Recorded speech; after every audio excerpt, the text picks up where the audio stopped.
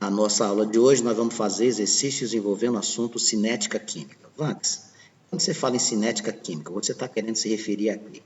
A palavra cinética, ela remete à velocidade, a movimento. Quando a gente fala em cinética química, amigos, nós estamos nos referindo ao ramo da química que vai acompanhar, que vai analisar o comportamento das reações químicas no tocante à sua velocidade, a sua capacidade de ser mais rápida ou a sua capacidade de ser mais lenta. Rápida ou lenta no sentido de quê? Transformar os reagentes em produtos. Existem alguns fatores que fazem com que as reações químicas modifiquem-se durante a sua rapidez. Esses fatores também são alvo de estudo da cinética. Para que a gente possa efetuar essas resoluções, eu vou fazer uma rápida revisão para facilitar a sua compreensão e o seu entendimento. A primeira coisa que eu queria lembrar com você é o que eu acabei de citar, o conceito de cinética química. Cinética química estuda a rapidez das reações químicas e os fatores que a influenciam. Quando eu falo que estuda a rapidez, eu posso citar aqui, sem medo de errar, que existem reações muito rápidas, como, por exemplo, você pega um pouco de pólvora e queima. A queima da pólvora, a combustão da pólvora é algo que acontece de maneira muito rápida. Você espera que materiais orgânicos venham a se transformar em combustíveis fósseis. Até matéria orgânica se transformar em combustíveis fósseis, você vai ter que esperar milhões de anos. É uma reação lenta. Existem outras reações que podem ser colocadas aqui como referência de exemplos, né? O fumante, ele pega lá o cigarro, em questão de minuto ou minutos, ele consegue que haja a reação ao seu vício do tabagismo, ele vai perceber que o cigarro queima rapidamente.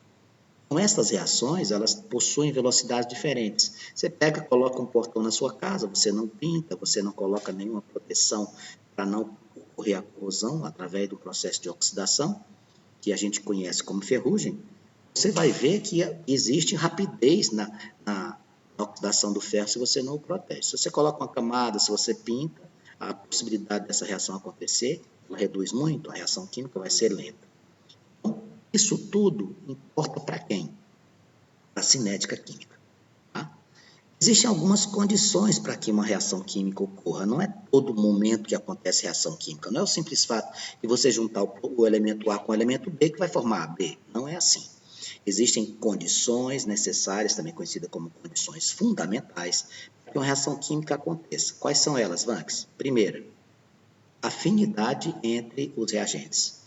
É necessário que haja uma afinidade entre os reagentes, que haja uma combinação. Não adianta você, por exemplo, pegar uma barra de gelo e uma barra de ouro. Não vai haver reação envolvendo esses dois, porque não existe afinidade entre ambos. E outra coisa importante é o contato.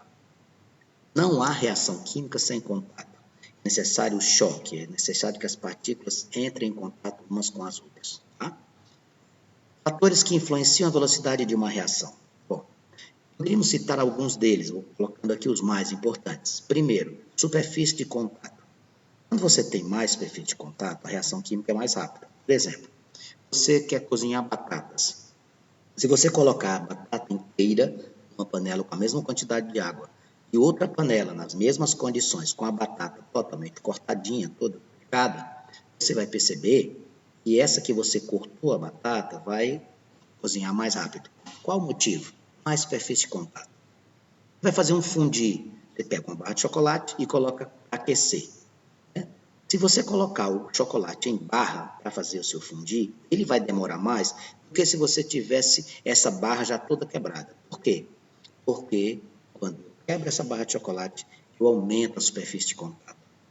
Eu vou queimar uma folha de papel. Se eu colocar a folha de papel inteira, ela vai ter a combustão em um determinado período de tempo. Se você cortar a folha de papel em várias partes, essa reação acontece mais rapidamente. Então, superfície de contato é um fator que influencia diretamente a velocidade da reação. Outro aspecto, concentração dos reagentes. Concentração dos reagentes, quanto mais reagentes você coloca, maior será a condição que ocorra uma reação química. Você coloca mais reagentes, a reação acontece mais rapidamente. Temperatura. Via de regra, as temperaturas mais elevadas propiciam maior velocidade da reação.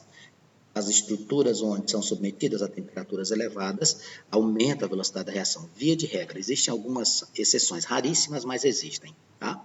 Você, por exemplo, quando quer lembrar desse aspecto da temperatura, lembre-se do freezer de sua casa, lembre-se da geladeira. Qual é a finalidade principal de mantermos os alimentos em temperaturas baixas? E eles não iniciem nenhuma reação química em função da deterioração destes alimentos.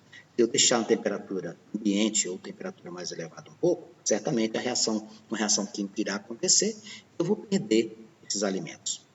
Outro fator importantíssimo é a utilização de catalisadores. O que é um catalisador?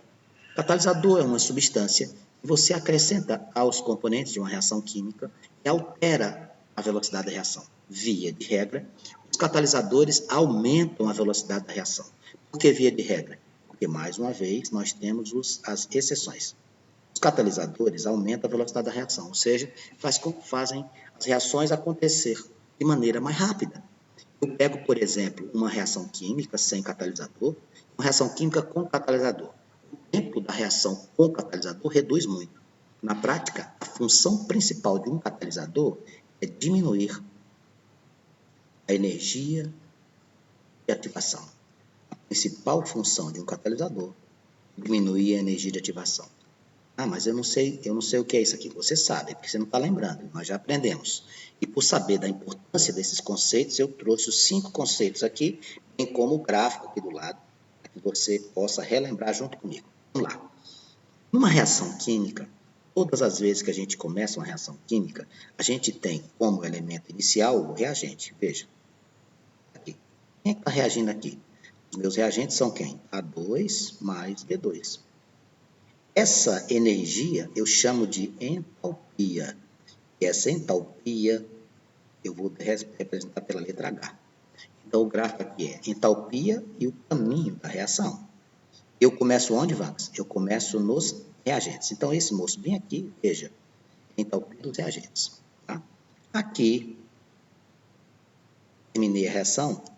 Esse meu amiguinho aqui, quem seria? Meus produtos. Meus produtos, 2A, B. Esta é a representação clássica de uma reação química.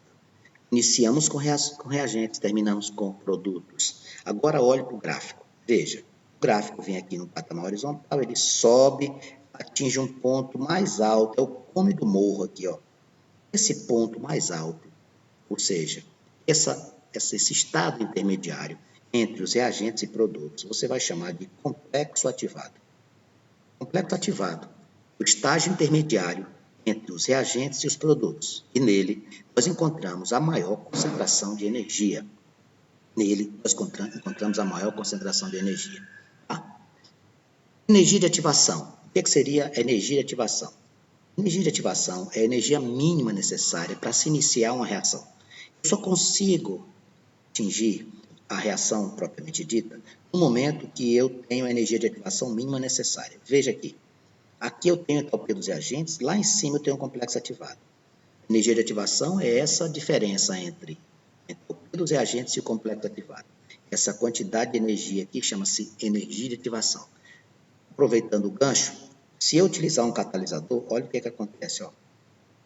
Eu diminuo a energia de ativação. Lembra que eu falei? A função do catalisador é diminuir a energia de ativação. Complexo ativado é o estágio intermediário entre os reagentes e produtos, onde nós detectamos a maior concentração de energia. E o último item, que é a variação de entalpia, que é o ΔH, é a diferença entre a entalpia dos produtos e a entalpia dos reagentes. Você faz HP menos HR. Quando esse ΔH for positivo, você vai dizer que está diante de uma reação que ganhou calor, reação endotérmica. Quando o nosso ΔH for negativo, porque você está diante de uma reação que liberou calor, que perdeu energia, reação exotérmica. Tudo bem? Então, não esqueça desses conceitos, porque sem eles você não consegue a compreensão da cinética química. Começamos a reação com quem? Reagentes. Terminamos com quem? Com produtos. Como é o nome que se dá à energia dos componentes? Entalpia. Começamos com a entalpia dos reagentes, terminamos com a entalpia dos produtos. Entre os reagentes e os produtos, nós temos um estágio ou estado intermediário, conhecido como complexo ativado. O que ele representa? A maior concentração de energia ao longo da reação. O que é energia de ativação? É a relação entre a entalpia dos reagentes e o complexo ativado. Essa energia é necessária para você ter a reação. Quando a energia de ativação é grande, a reação é lenta. Quando a energia de ativação é pequena, a reação é rápida.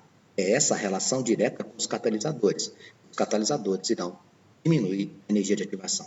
Lembre-se que nós temos situações de exceção.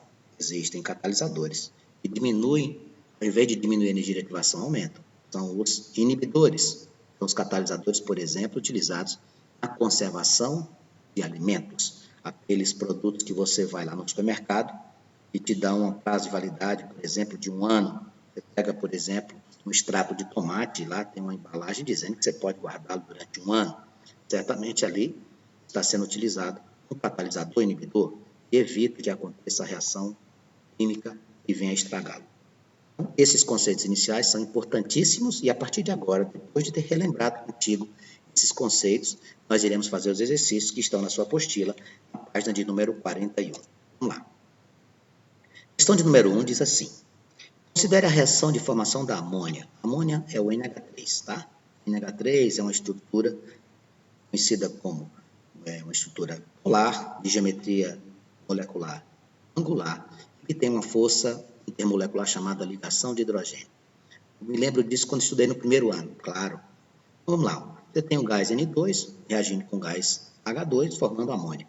Aí ele diz assim: suponha que no instante 10 segundos, vamos anotar aqui, suponha que no instante 10 segundos, você tenha 12 mol de nitrogênio, 12 mol de N2. No instante 20 segundos, é igual a 20, você tenha 6 mol de nitrogênio. Se você pegar a reação, você tem lá o N2 mais 3H2 formando amônia, não é? Assim? Bom, ele está dizendo que em determinado momento você tinha 12 mols aqui, N2, né? E depois você só tinha 6. A pergunta é, o que está acontecendo? Muito simples, amigos. Os reagentes estão se transformando em produtos. O reagente vem antes da setinha, está se transformando em produto. A velocidade da reação ela vai ser a velocidade de formação ou a velocidade de consumo dos reagentes. Formação de produtos, consumo de reagentes. Lá na física, quando a gente estuda física, você vai lembrar comigo. Quando eu digo assim, calcule a velocidade média, você faria assim, delta S sobre delta T, lembra? Você pegava o espaço, dividia pelo tempo. Na química é muito parecido, amigos, muito parecido. Ao invés de você fazer espaço sobre tempo, para você trabalhar com a velocidade da reação, sabe o que você vai fazer? Você vai trabalhar com a variação do número de mols. Ó, delta N sobre delta T. Pronto. E de espaço você vai trabalhar com o número de mols. Vamos lá. Quantos mols eu vou ter aqui? Delta é sempre o quê? Vou ter variação. Então vai ficar assim. Variação é final menos inicial. Delta é sempre final menos inicial. Não tem dúvida disso. Quantidade de mols final, 6. Inicial, 12. Lembrando que eu vou ter que trabalhar aqui com módulo, porque eu não vou colocar velocidade negativa. Ele vai diminuir, certamente vai diminuir. Vai ficar aqui, ó, mol. Quantos você tem no final? 6 menos inicial, 12. Dividido pela variação de tempo. Você foi de 10 para 20, então é 20 menos 10. A sua velocidade nessa reação vai ser 6 menos 12 dá menos 6, vai ficar 6. 20 menos 10, 10. Amigos, quanto é que é 6 dividido por 10? 0,6. O que está acontecendo aqui? Você está tendo uma relação de 0,6 mol na reação química de por segundo. Então, a velocidade seria essa. Então, o nitrogênio ele vai se transformando em amônia em uma relação de 0,6 mol por segundo, e você marcaria neste exercício a letra C. Mas não é difícil. Claro que não. Claro, oi. Aí, 6 menos 12 não é 4? Não entendi, amor. Fale de novo. Aí, 16 menos 12 não é 4? Não, amor, não é 16. Isso aqui é o sinal de módulo. Módulo de 6 menos 12. Disfarce. Tá? Isso aqui é módulo, não tem problema. Módulo, não é 16 não, tá, amor? É o módulo de 6 menos 12. Vamos lá. Questão de número 2. Lá na questão de número 2, continuamos na página 41, ele diz assim, seja a reação X se transformando em Y mais E. A variação na concentração de X em função do tempo é, veja que ele nos deu aqui como é que estava e como é que ficou o antes e o depois. Veja lá.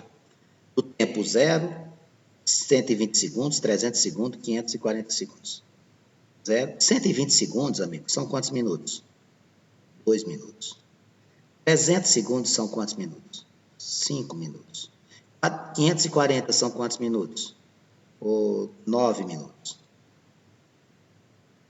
Minutos são 60 segundos. Por que você está fazendo essa adequação? É necessária? Sabe por que eu estou fazendo essa adequação? Porque no texto diz assim, qual a velocidade média de reação no intervalo de 2 a 5 minutos? A tabela ele te deu em segundos, mas a pergunta foi feita em minutos. Então, você tem que se adequar. Então, o que eu tenho que fazer aqui? Quando eu tenho x, flechinha, y mais e, esse x me representa quem? Os meus reagentes. Y mais e representa quem? Meus produtos. Entenda uma coisa, na prática, isso aqui que acontece, ó. Você começa com o máximo de X, começa com o mínimo de quem? Que seria esse? Y mais E. Você começa com o máximo de reagentes e zero de produto. Com o passar do tempo, você tem o reagente sendo consumido, o produto sendo formado. O que a gente faz é a velocidade. Então, o que a gente tem que fazer? Entender que uma reação, inicialmente, via de regra, a velocidade é bem mais intensa. E como é que a gente faz a velocidade média de uma reação? Velocidade média de reação, você faz módulo ΔN dividido por ΔT. Onde delta é o quê? Variação. O que seria esse N? Número de mols. O que seria o ΔT? Variação de tempo. Então, nessa questão de número 2, ele pede para que você faça o exercício onde? Entre 2 e 5 minutos. Bom, o tempo 2 minutos será o quê? Aquele lá dos 120 segundos.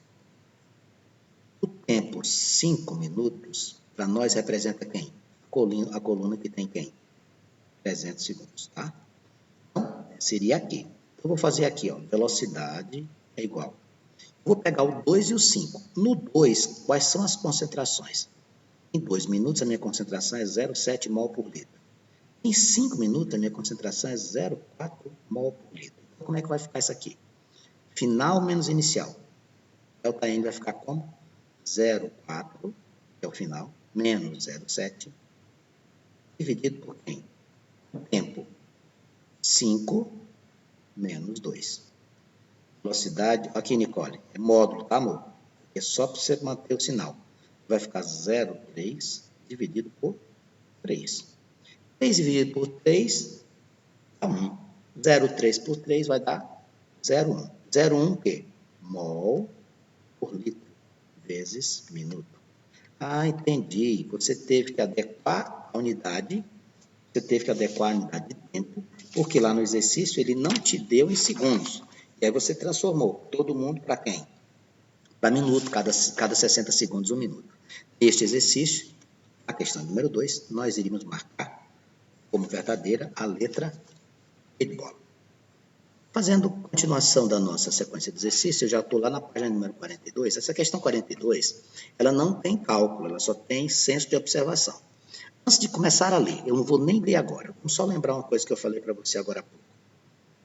Quando eu comecei a falar na nossa aula sobre cinética química, eu disse para você que para que uma reação aconteça, era necessário que nós tivéssemos afinidade entre os reagentes e que nós tivéssemos choques ou colisões. Para quê? Essas colisões, elas necessitam para que você possa romper ligações, para que você tenha umas colisões que permitam a criação de novos produtos. Na prática, essa colisão que a gente fala, que permite gerar novas estruturas, ou seja, criar produtos, nós chamamos de colisões efetivas, tá? Elas vão se rearranjando, ou seja, uma molécula se transformando em outra molécula. Isso é o que vai caracterizar a reação. Então, aqui na questão de número 3, ele vai abordar exatamente isso que eu te citei.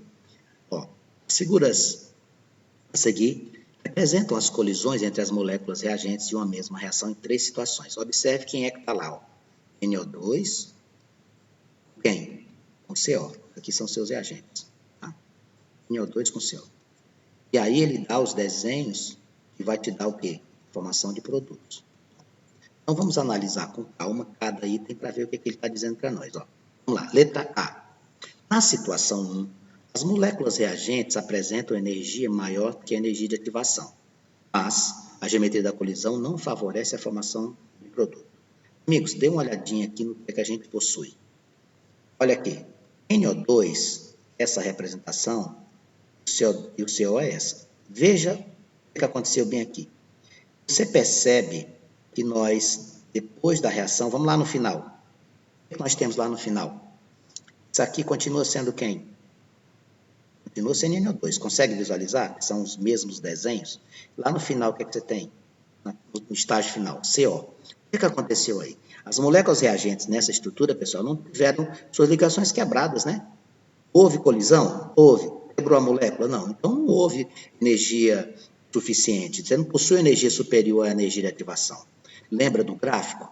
Se eu não atingir o complexo ativado, ou seja, se eu não tiver a energia de ativação mínima necessária, eu não tenho reação. Conclusão. Ao olhar para o desenho, esse desenho aqui representa o NO2. Olha lá, que legal. Esse aqui, o CO. O cinza é o N e essas bolinhas não preenchidas seriam os átomos de oxigênio. Você olha o antes e o depois. Continua a mesma coisa. Não houve energia suficiente. As ligações não foram quebradas. Então, não teve como superar a energia inicial aqui, que você não teve energia de ativação suficiente. Então, a letra A está errada. Vamos lá na letra B. Vamos lá no comecinho. Olha o desenho do NO2, olha o desenho do CO. Vamos lá no final. Vê se você consegue visualizar aqui uma situação interessante. Quando você vai passando pela letra B, ele diz assim, ó, na situação 2, ocorreu uma colisão de geometria favorável e energia suficiente para formar produtos. Ah, entendi. Eu estou olhando aqui, eu vou formar novos produtos, eu possuo a possibilidade de ter uma quebra da estrutura e, consequentemente, formar elementos. Para eu poder ter uma reação que haja formação, eu preciso de uma colisão com geometria favorável. Sim. Energia suficiente para formar produtos? Sim. Após a colisão efetiva, amigos, as moléculas reagentes e produtos, elas se rearranjam. O que significa isso? Que você vai ter uma reação acontecendo na prática. Questão de número 3, eu iria marcar a letra B. Lá na questão de número 4, o autor traz para nós uma reação aqui, ó, 2A mais 3B, originando 2C mais D. E ele dá para nós uma tabela de tempo das concentrações. Vê aqui, ó. Começou com quanto? Com 2, depois baixou para 1, para meio, para 0,3, para 0,2. O que é que você tem que entender isso? Isso aqui, amigos, com o passar do tempo, o que acontece com os reagentes? Eles diminuem. Os reagentes diminuem. Ó, quem é que é reagente aqui? Reagente é esse grupo aqui, ó, 2A mais 3B. 2C mais D são os produtos. Quando você olha para os reagentes, existe um detalhe importantíssimo no cálculo da velocidade. Você vai olhar para os coeficientes dos reagentes que você possui e considere o maior deles. Olha só, aqui entre o 2 e o 3, onde é que vai entrar esse número 3? Esse número 3 vai entrar lá na hora de fazer o cálculo da velocidade. A gente faz a velocidade média da reação como? Módulo de ΔN sobre ΔT. Por quê? Isso aqui eu tenho que multiplicar pela quantidade de mols que você possui. Por exemplo, se eu disser assim, ó, gasta 3 minutos, mas você tem 3 mols de B, você tem que fazer 3 vezes 3. Ah, cada um 2 minutos, 2 vezes 3, e assim por diante. Então, vamos lá pensar com calma o que a gente vai fazer aqui. Ele diz assim, calcula a velocidade média da reação entre 0 e 5. Tranquilo, o que você vai fazer aqui? Eu vou apagar esses riscos que eu coloquei aqui, para você conseguir enxergar. Tá? Então, item 1, letra A. Velocidade vai ser módulo de ΔN dividido por ΔT. Vamos pensar aqui. De 0 a 5, você vai pegar aqui. Ó. De 0 a 5, você termina com quanto ali? Você termina com 0,5, certo? Você começou com quanto? Comecei com 2. Por isso que a gente coloca em módulo. E o tempo? 5. Não, 5 não. Vai para cá. Olha o 3 aqui do B. Vai fazer 5 vezes 3. Se você esquecer desse detalhe, você erra a questão. Então, aqui vai ficar como? 0,3. Desculpe. 1,5 menos 2, 1,5 dividido por 15. Se fosse 1,5 dividido por 1,5, dava 1. Por 15 dá quanto? Dá 0,1. 0,1 o quê? Mol sobre quem? Litro por minuto. Ou mol barra litro por minuto. Essa aqui é a velocidade de 0 a 5. Essa é a letra A. Depois, ele te pede a velocidade de 5 a 11. Eu vou apagar na tabela para você não confundir. Veja só, de 5 a 11. Faça a mesma coisa. Como, Vax? Velocidade, módulo de ΔN, que é o número de mols, dividido por ΔT. Vamos lá. Vou pegar aqui agora de 5 a 11. Terminou em quê? O 11 terminou em quê? Terminou em 0,2. 0,2 menos... Começou em quanto? Em 0,5. Dividido por... Quantos minutos tem aqui de 5 para 11? 6. Qual o cuidado que eu tenho que ter? Não esquecer de multiplicar pelo maior dos coeficientes dos reagentes. 6 vezes 3. Aqui vai ficar como? 0,3 dividido por 6 vezes 3, 18. Quando eu dividir 0,3 por 18, eu vou encontrar aproximadamente 0,017. Vou tirar a fórmula de velocidade, porque essa fórmula você já conhece. Vai ficar mol sobre L vezes minuto. A questão de número 1, as letras A e B já estão resolvidas. Aí ele pede uma segunda coisa aqui. Aqui tem 2, ele diz assim. Use a velocidade média de consumo do A, de 0 a 5, e calcule a velocidade média de formação do D e consumo de B. Muito simples, pessoal. Com a velocidade do A que eu acabei de calcular, eu simplesmente vou fazer uma relação com os coeficientes. Tá? Eu posso fazer uma relação com os coeficientes, eu vou diminuir aqui o espaço, vou trazer essa unidade para cá para poder usar essa coluna, tudo bem, amigos? Facilitar a nossa vida, ó, separando aqui, que aí eu vou ter espaço suficiente. Veja, olha o que a gente vai ter aqui. Ó. Com relação ao D, se você comparar com relação ao D, o que a gente poderia trabalhar aqui? Você tem o A que você trabalhou, você tem 2. E o D você tem quanto? Tem 1. Ó. Tem 2A e tem 1D. Qual é a conclusão que você chega? O D é metade de A, não é? Ó, D, quantidade é D, metade de A. D, metade de A. O A tem 2 mols, o D só tem 1. A velocidade do A que você achou? Você achou quanto lá? 0,1. Então, quanto é que vai ser? Quanto é que vai ser a do D? A velocidade do D vai ser 0,1, é metade, dividida por 2. Isso aqui vai dar quanto? 0,05 mol barra L minutos. Está faltando de quem? Ele pediu do D e do B. Como é que vai ficar do B? Vamos fazer a do B. Vamos pensar. Com relação ao B, o que é que o B é? O B, ele é maior do que o A, concorda? Ó, 2A, 3B. O B é 1 vez e meio A. Ó, B é igual a 1,5A. Se você multiplicar 2 vezes 1,5 dá 3. Então, como é que você faria a velocidade do nosso amigo B? Muito fácil. Você ia pegar o 0,1, que você calculou aqui, vezes 1,5. Nossa, Vanx, esse assunto é maravilhoso. Eu também acho. Se você fizer 0,1 vezes 1,5, você vai encontrar quanto? 0,15. 0,15 mol barra L minutos. Portanto, a velocidade do D seria metade de A. A velocidade de B de bola, 1 vez e meia. Quando eu faço a comparação entre 2A e 3B, eu vejo que o B é 1 vez e meia o A. Tá? Essa aqui seria a nossa questão de número 4. E para eu fechar esta sequência de exercícios de sua apostila, a questão número 5, ela traz aqui o gás butano, tá vendo? C4H10.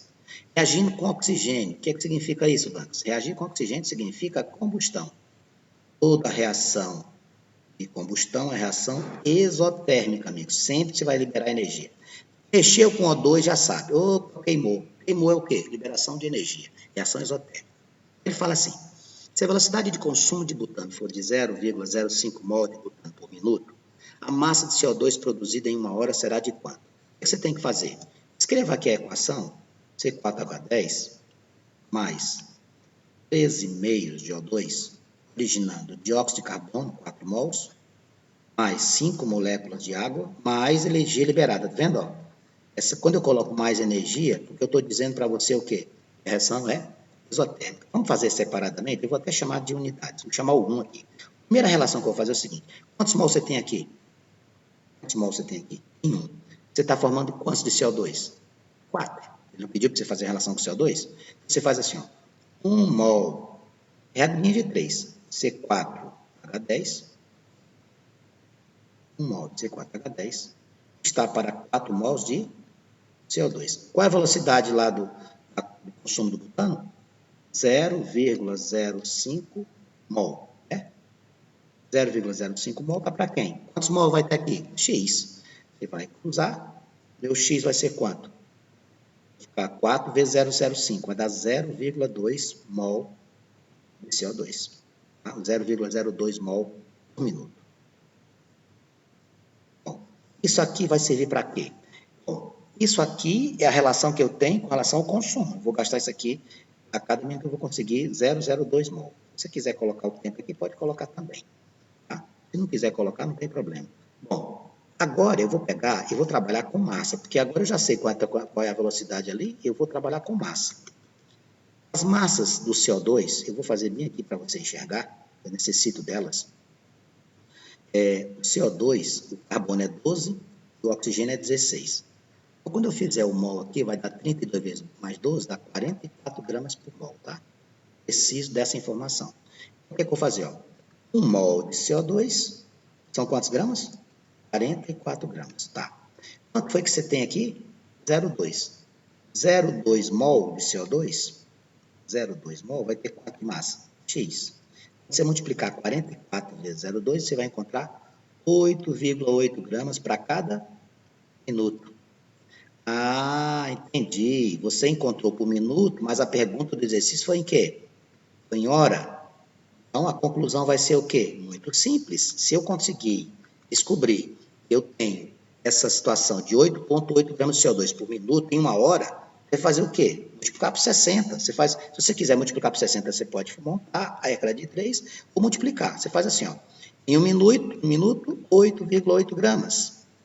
Em 60 minutos, eu vou ter X. Ao multiplicar cruzado, eu vou encontrar 528 gramas. Para quanto tempo, Vanks?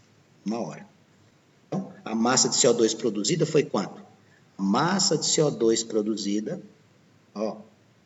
massa de CO2 produzida foi de quanto? 528 gramas no período de 1 hora. Essa, portanto, seria a nossa bateria de exercícios. A sugestão que eu lhe dou é que você faça as tarefas propostas. Esse assunto é um assunto muito importante, a gente não pode passar despercebido.